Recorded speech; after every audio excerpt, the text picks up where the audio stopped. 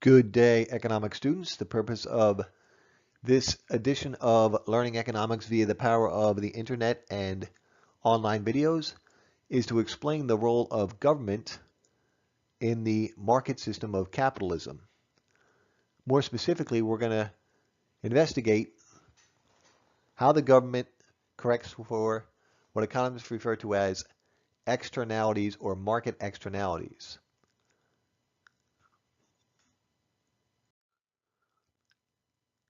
The Adam Smith vision of economic efficiency was explained using the idea of free markets, buyers and sellers interacting to determine what was produced and how much of each good or service is produced.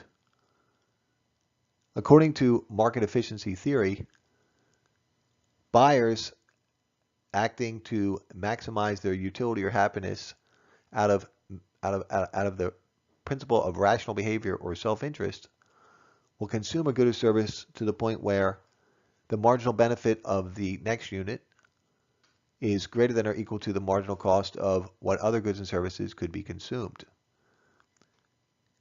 Producers are forced to adopt the most cost-effective method of production through the wonderful world of competition because producers are ultimately interested in profits.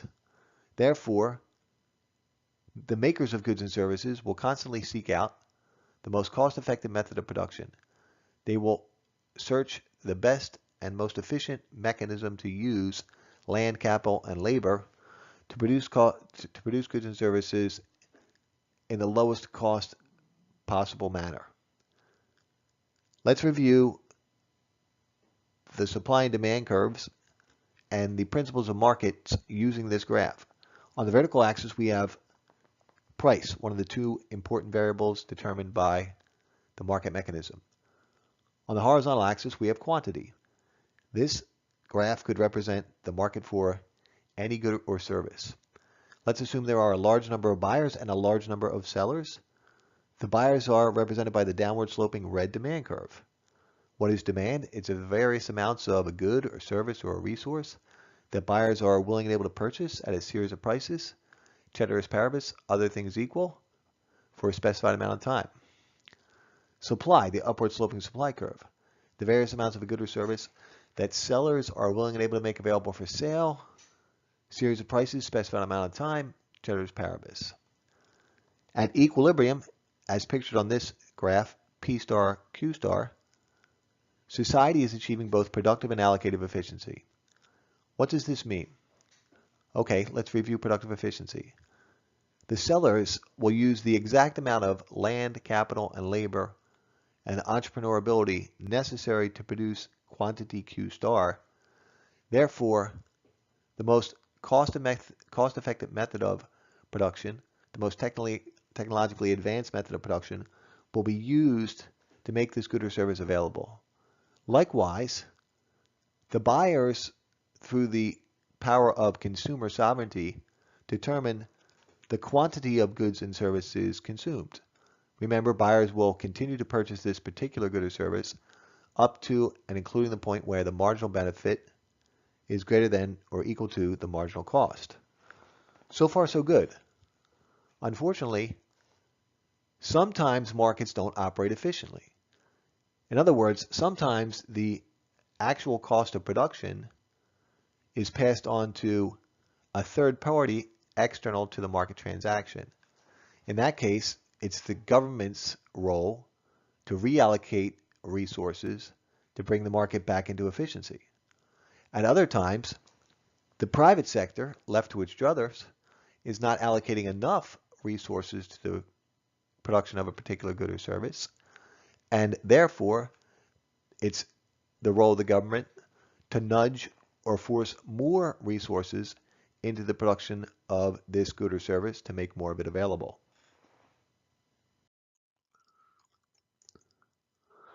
Let's examine a few specific instances in which the government must play the role of reallocating economic resources to correct for these market externalities. Again, what is an externality? It is a situation in which a third party external to the market transaction is being impacted by the private sector either not allocating enough resources to the production of a good or service, or not being forced to pay the true cost of using resources, and therefore allocating too many resources to the production of a good or service. So remember, there could be positive and negative externalities. Both of these are market failures, and it is up to the government to step in and correct these market failures. Now that we have a basic understanding of the principle of a market externality, let's examine two specific cases in which the government either corrects for a negative economic externality such as a spillover, and another situation in which the government creates a positive outcome in which there is the possibility of a positive externality. The first example examines a chemical market in which the chemical producers are polluting nearby water systems, and in the process of producing the chemicals, all of the members of society in and around these water sources are being negatively impacted by the private sector's production of and consumption of these particular chemicals. What tools does the government have to correct for this negative externality? The government can use legislation or specific taxes. We'll use the tools of supply and demand and the principles of markets to demonstrate how the government will correct for this negative externality. The second situation examines a case in which the private sector is not allocating enough resources towards the production of a specific good or service. We will use the example of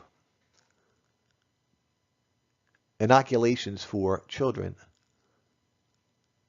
healthcare services for infants, as an example to explain when the government should step in and either subsidize consumers, subsidize the suppliers, or just provide the good straight out by the government.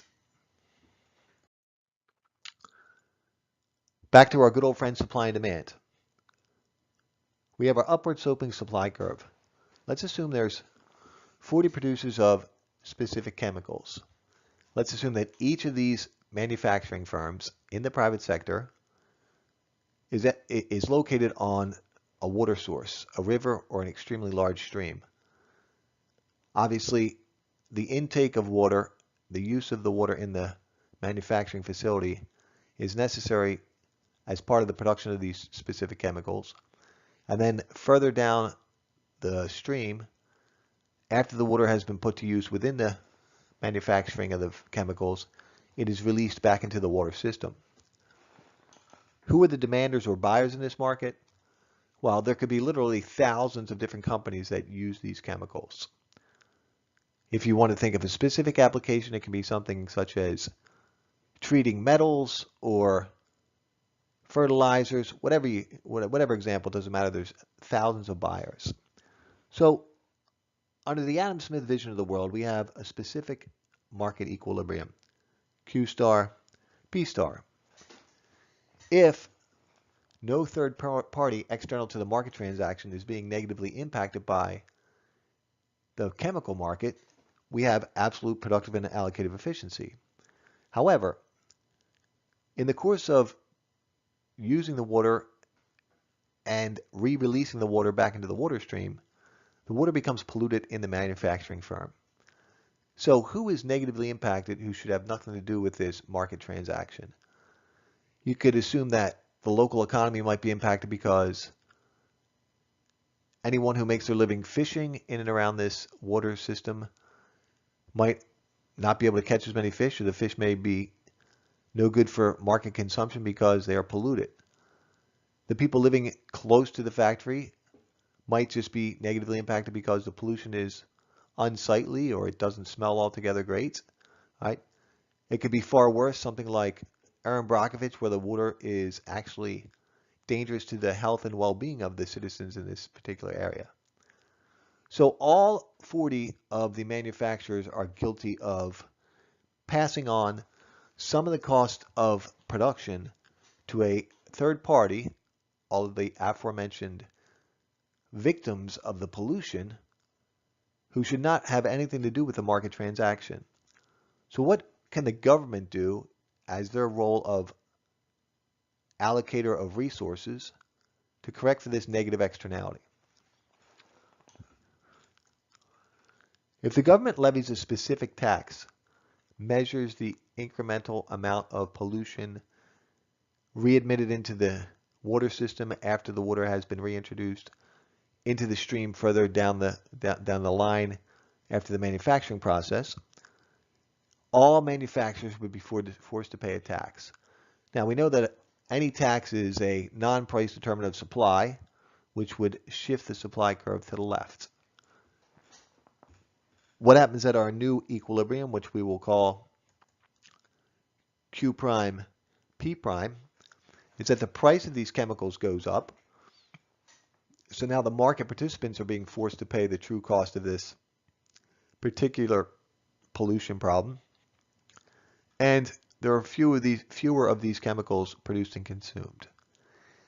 This may work because it might incentivize the producers to adopt a more clean, efficient production method for making these chemicals, and therefore they'd be incentivized to adopt some type of filtration system so they could avoid paying this tax.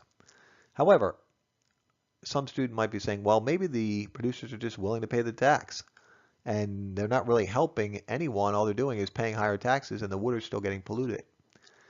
That's where the second option comes in, where the government can levy some type of specific legislation, such as the EPA could close all 40 factories down if they didn't install a filtration system which captured 96% or better of the pollutants before the water was reintroduced to the water system. Whether we use the tax or we use the expensive filtration system through legislation, the market impact would be the same.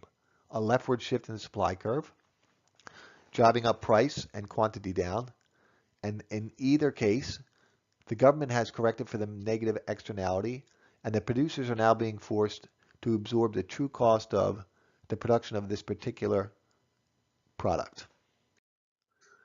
Now let's consider a situation in which a private sector market is not allocating enough resources towards the production of a certain good. Again, we can use market analysis to explain the role of government in correcting for an externality. Price on the vertical, quantity on the horizontal, market inoculations or shots for kids. So most kids get mumps, measles, polio vaccinations when they are infants, and the obvious choice to do this is because it prevents them from getting these horrific diseases and being stricken with some health problem for the remainder of their life. So the current situation of supply one, demand one demonstrates what would happen if the government doesn't get involved with the market for shots for kids, inoculations. If the government never stepped in and allocated more resources towards vaccinations, we'd have Q1 level of these services produced and consumed at P1 price. Unfortunately, not everyone can afford healthcare services, and it's the government's role to step in and make these services available through either healthcare clinics or programs which encourage nurses and doctors to volunteer their time. Now think about the idea of cost and cost to society. One child left unvaccinated who contracts polio will literally consume millions of dollars worth of healthcare services over his or her lifetime. And if this kid doesn't have any insurance, that cost will be passed on to society. So if you think about why the government needs to get involved in this market, not only does it make good humanitarian sense, it makes great economic sense. So let's assume that the government provides healthcare clinics across the country, This will increase the number of sellers, shifts the supply curve to the right.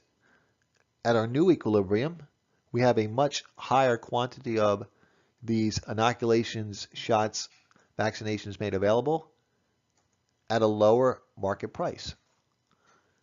Hopefully this video helped all students understand the role of government in reallocating resources and correcting for negative and positive externalities.